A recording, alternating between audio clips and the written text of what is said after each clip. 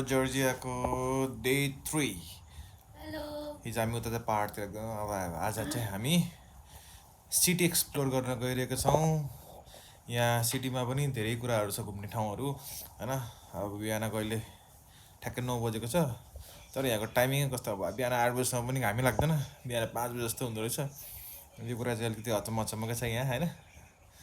तर त्यही भए नि अब बिहान एकदम उठ्न गाह्रो हुँदो रहेछ जाडो महिनामा। अब यहाँ हाम्रो यो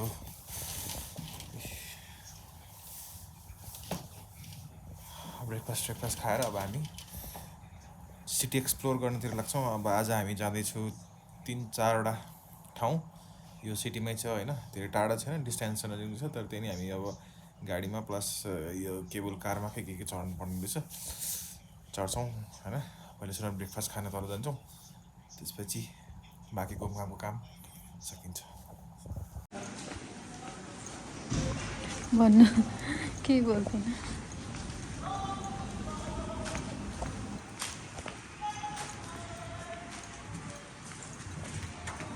डे 2 आज त हामी सिटी एक्सप्लोर गर्नु जाडो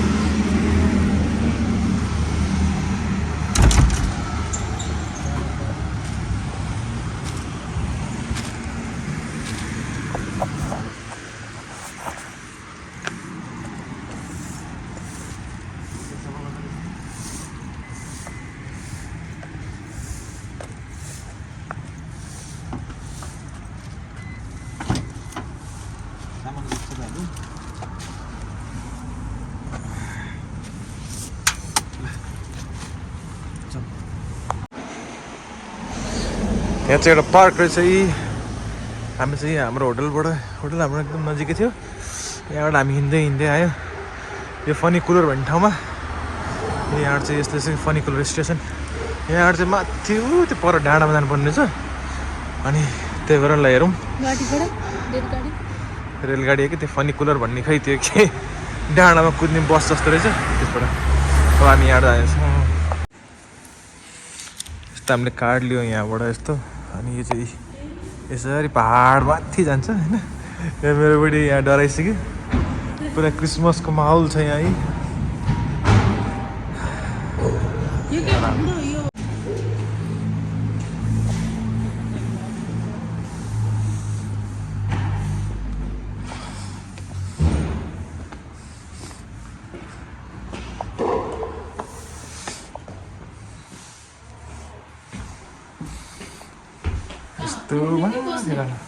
जे गरे नि हुन्छ यहाँ पुरै देखिन्छ।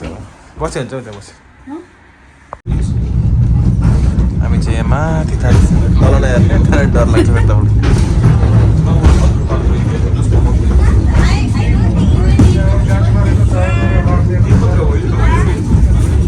खै मेरो अर्को भिडियो खिच्नु। हामी चाहिँ यहाँबाट माथि जान्छ डाँडाको टुप्पो। यहाँ पुरै सहर पुरा देखिन्छ।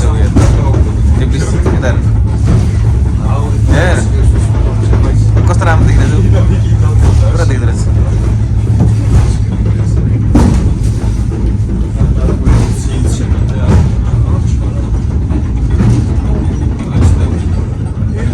अलि ओर्लिने बेला चाहिँ डर लाग्छ होला है। अलि ओर्लिने बेला चाहिँ डर लाग्छ होला है। अर्को नै आउँदो रहेछ माथिबाट।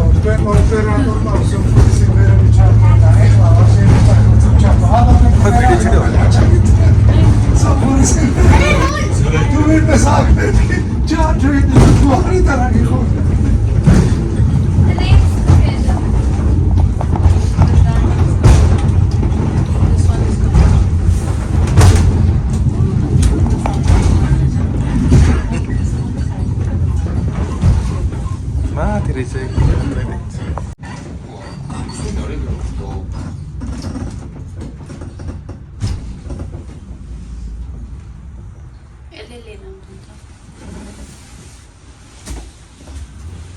हाम्रो डेस्टिनेसन आयो।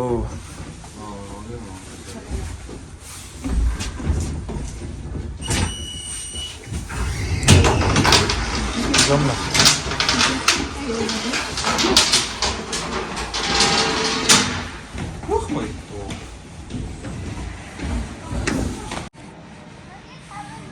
यहाँ केबल कार पनि रहेछ।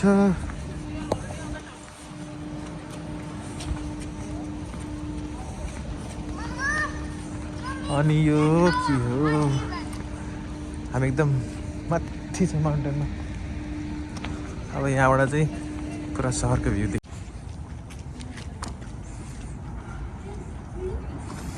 वाउ दिस त्यस्तो जग्गाले जान्छ केवल त यस्तो हुन्छ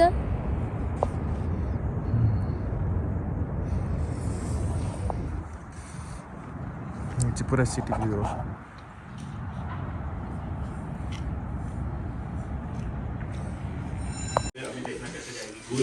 यो टिकटले फेरि अब हामी तल जाँदैछ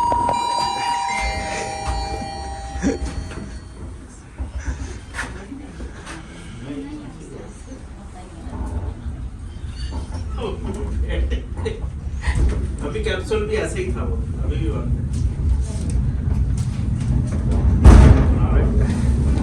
पछाडि हेर्नु न पुरा सिटी देख्नु स्पिडमै हुँदो रहेछ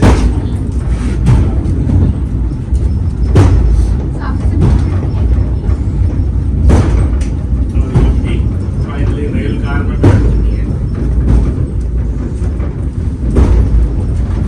कस्तो राम्रो बनाएको है राम्रो आयो पहाड़ के ऊपर आए नीचे जा रहे हैं रेल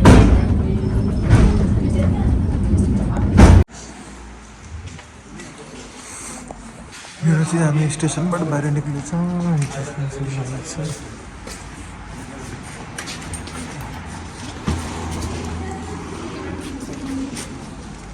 पर्दैन कार्ड हाम्रो लागि यहाँबाट हामी फेरि बाहिर आयौँ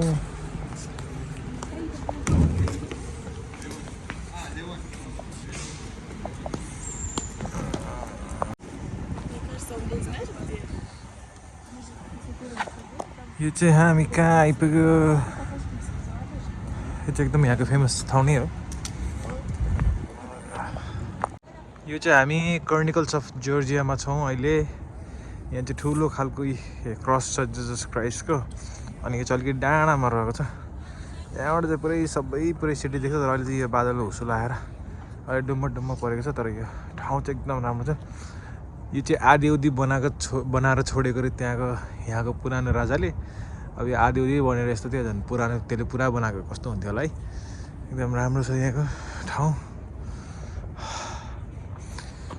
यो क्रिस्चियनहरूको त्यो छ अनि जिजस क्राइस्ट चाहिँ अगाडि अनि भित्रभित्र के कुदेको छ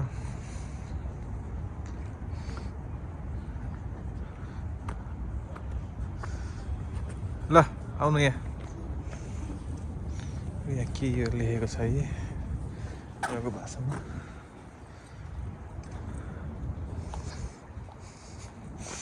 मान्छेहरू यो एकदम घुम्न आउने ठाउँ रहेछ यहाँ बिचमा उतापट्टि चर्च पनि रहेछ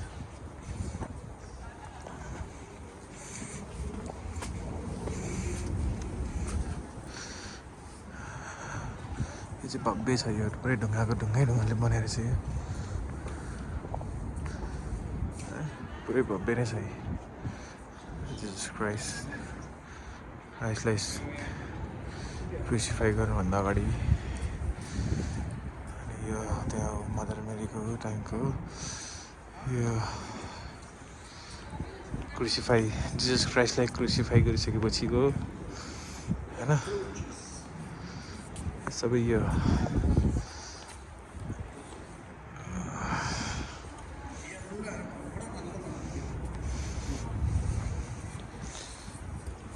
के लेखेर चाहिँ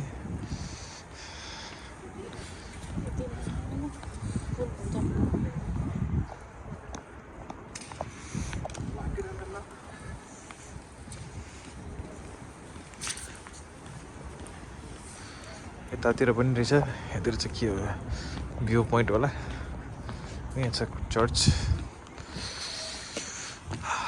यहाँ माथिसम्म गाडी आउँदो रहेछ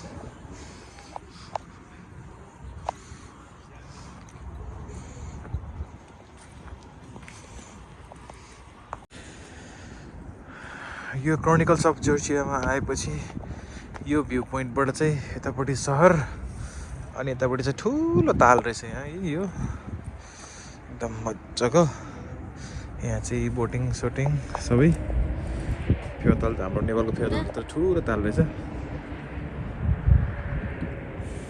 त्यहाँपट्टिको हाइवे भइहाल्यो यहाँ चाहिँ एकदम चिसो एकदम बढी छ